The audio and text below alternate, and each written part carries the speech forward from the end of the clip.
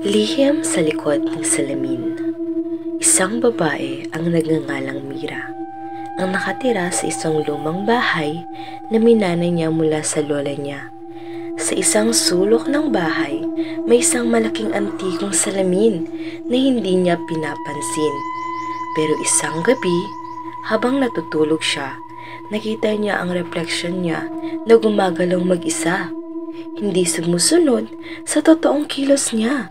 Sa pag-usisa niya, nalaman niyang ang refleksyong iyon ay hindi siya, kundi ang tunay na Mira.